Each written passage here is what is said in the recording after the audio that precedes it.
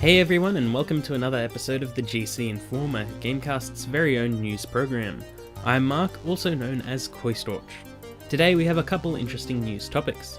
First up, IGN has fired one of its writers over an act of plagiarism of someone else's work. Earlier this week, IGN posted their video and written review of Dead Cells, the Metroidvania roguelike with a hint of Dark Souls.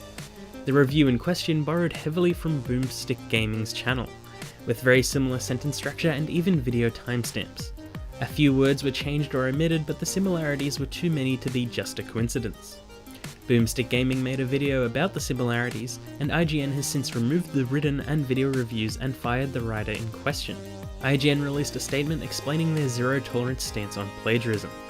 IGN will re-review Dead Cells with a different writer in the hopes to try and correct their mistake of letting that review slip through the cracks. Plagiarism is something you can't get away with in the professional world.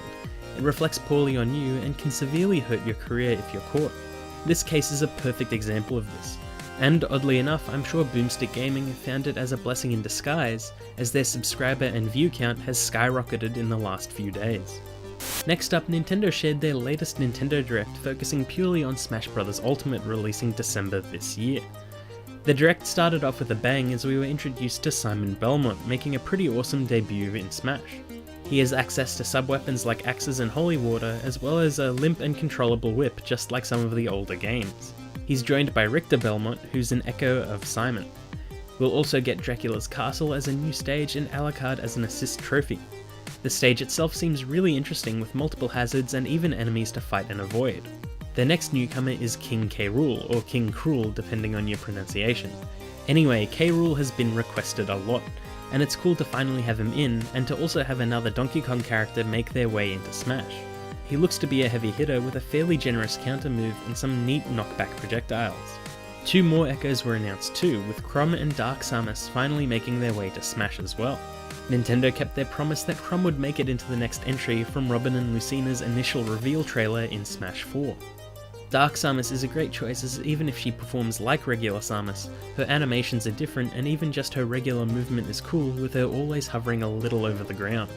We'll also be getting Rathalos from Monster Hunter as a boss and assist trophy, which leads me to believe that a Hunter reveal isn't too far behind either.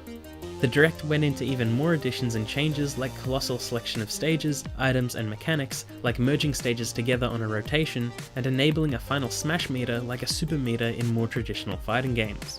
We'll also be getting new Pokemon courtesy of Sun and Moon. It was a big information dump, and it's definitely shaping up to be the best Smash Bros. We've ever had. There's even an option to have echoes selectable as entirely separate character panels or merged into who they are echoing. I think that's awesome, and it'll also show just how ridiculously big this roster will be.